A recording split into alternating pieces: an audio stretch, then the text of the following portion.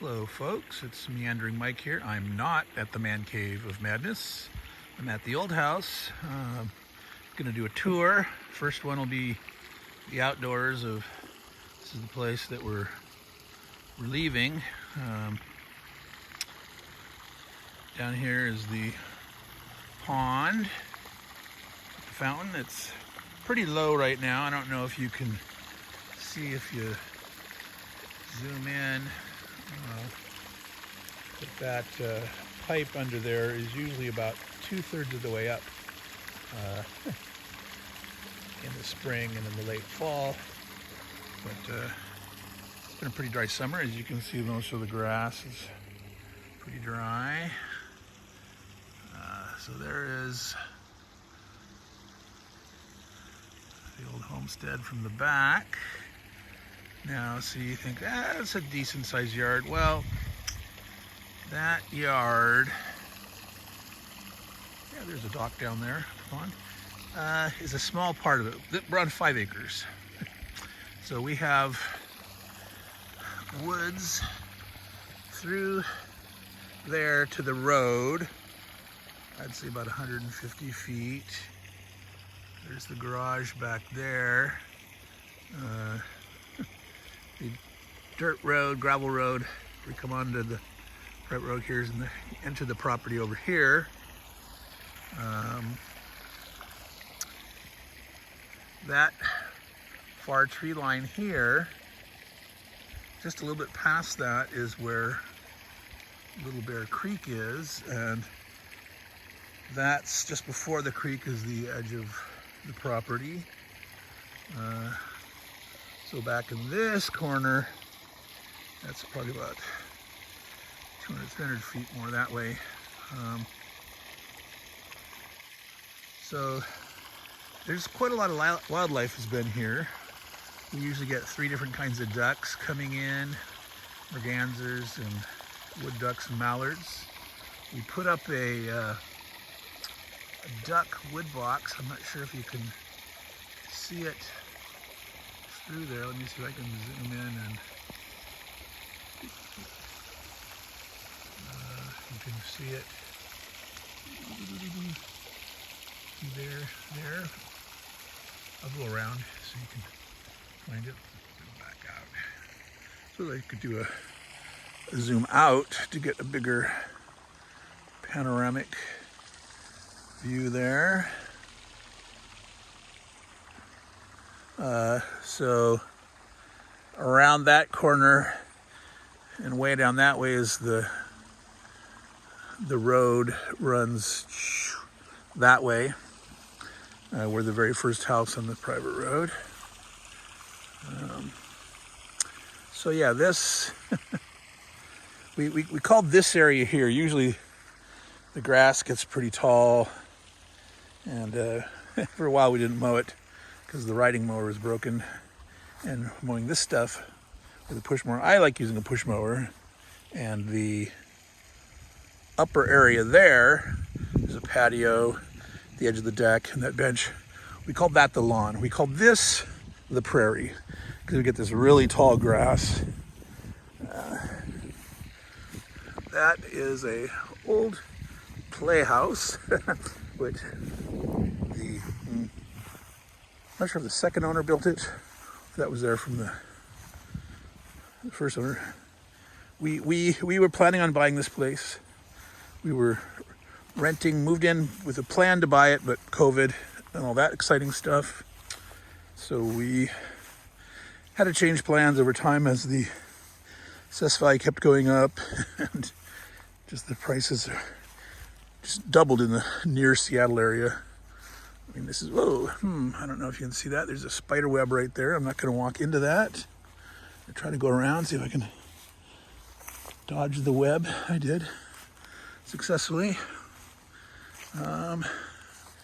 Down that way there's a ravine near the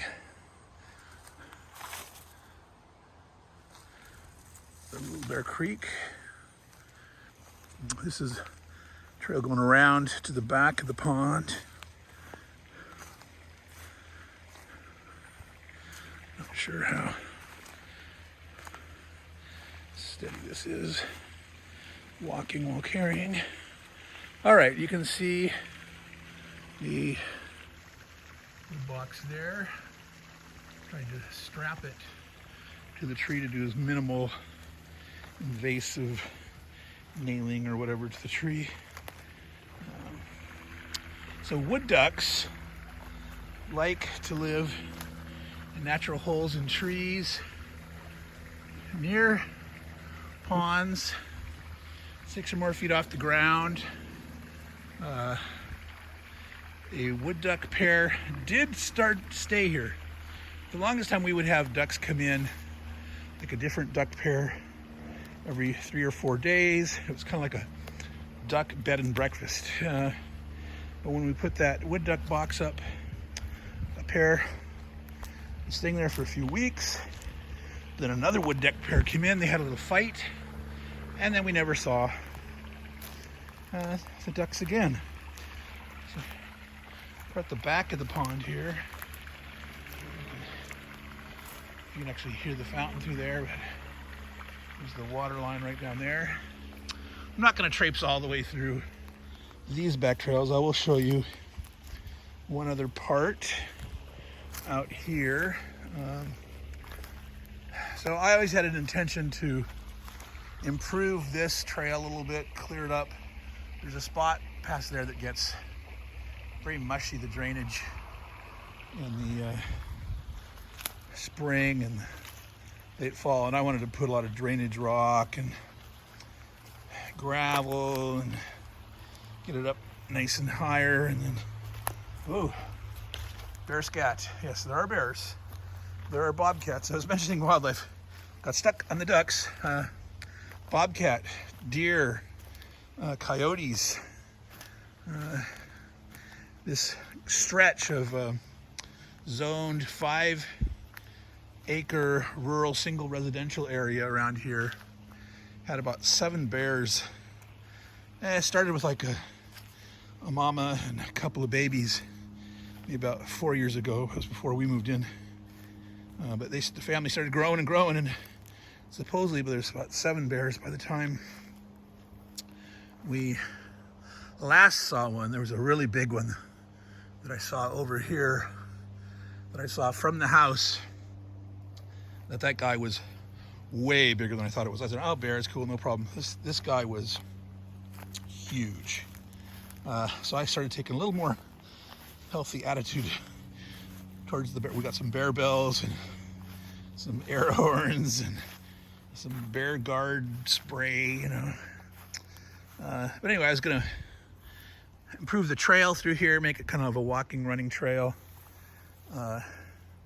Across here, there's this sort of half-beaten path. I was probably gonna do like some kind of stepping stones of either the fake plastic kind, or dig out a path and put real ones or something. I don't know. Maybe put down some kind of what's that red cinder clay stuff, or whatever. I don't know. But past here, there's a area that gets called the mud field. That the drainage is bad because it's much nearer to the creek.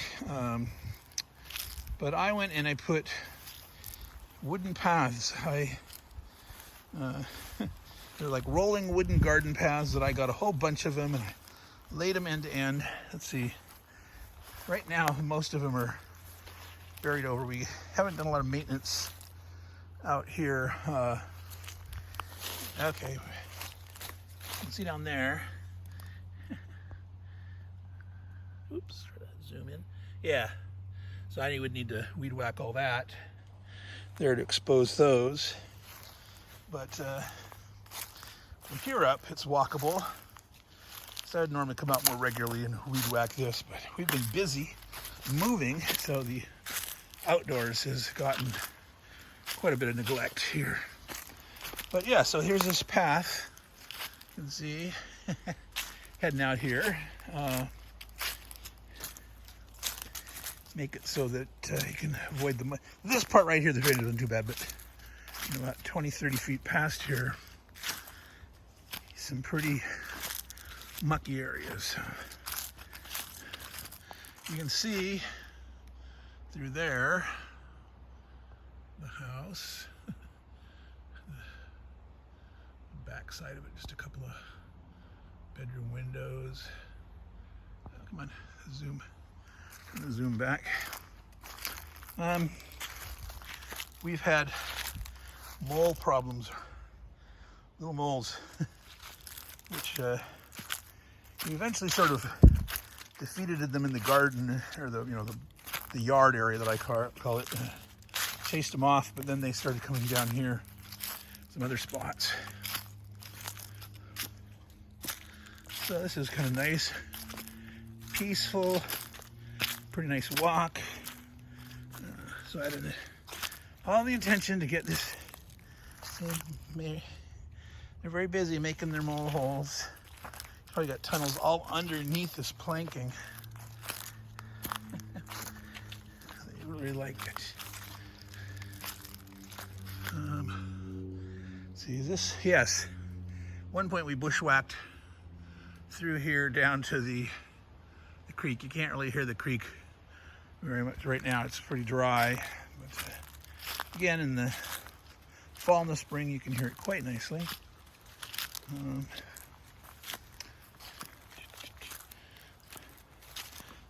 So my intention was to finish this and go, it ends right there. I was going to go to the road up there. So never got around to doing that. So you could walk up and down the road. You could come this back trail, go all around the pond. There's another trail that sort of cuts around the corner past the garage up to where property meets the road up that way. Yes, what place would be without tires? These are, I believe, left from the original owner who sold to the current owner, and there was one tenant before us, so there's only been 2 owners plus 2 tenants that ever lived at this property.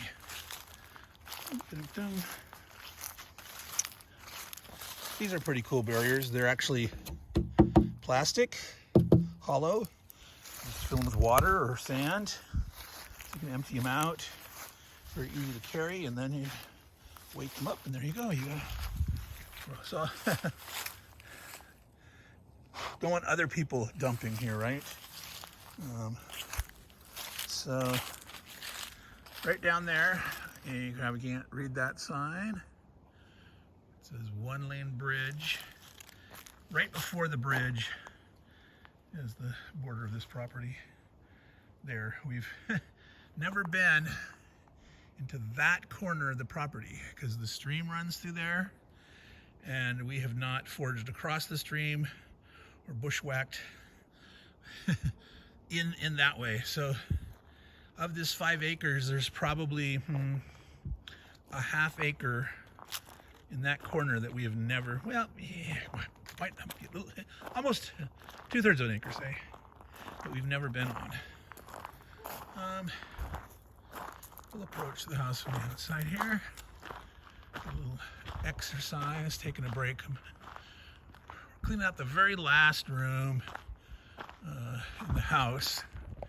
You know, it is like you finish off one room and the next, and sometimes you start moving some junk from one room into another one. You start staging them in there, kind of like the collapsing balloon, like they talk about the Bridge Too Far Arnhem, the soldiers up there, the Brits and the Polish Relief Brigade, and them retreating back in like a collapsing balloon. So we've been doing that in the rooms in the house, collapsing back, cleaning, removing junk, retreating. So we're now in the very last room, and so this has actually two driveways. So this is the second driveway. There's another driveway up here. This is a circular driveway, goes around. There's plenty of parking there. So this house, I don't know if you can really tell how big it is from the outside. It is over 4,200 square feet. Yes, 4,200 plus some change. That's what we're moving out of. We moved into a house that's 1,750 square feet plus the 850 square feet of the man cave of madness. So all totaled 2,600 square feet. There's a nice little hot tub.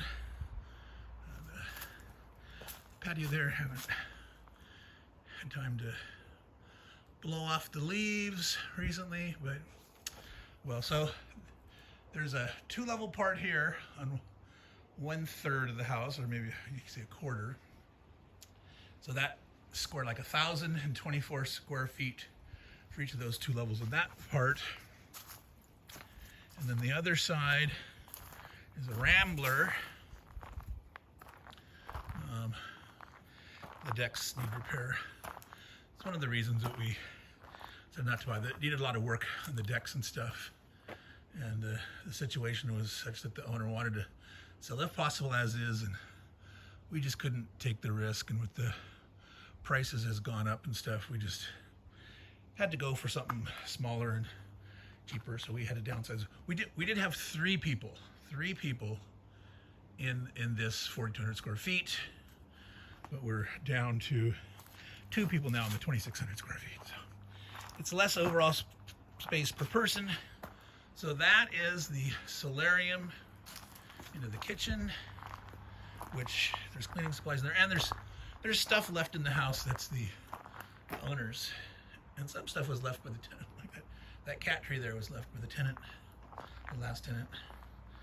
So anyway, this round driveway over there is the road, so circles around and right up around there.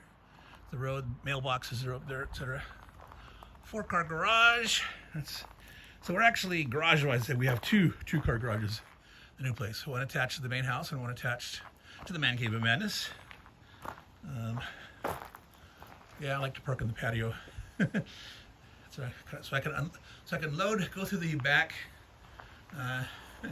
deck there, out through that last room and into the car.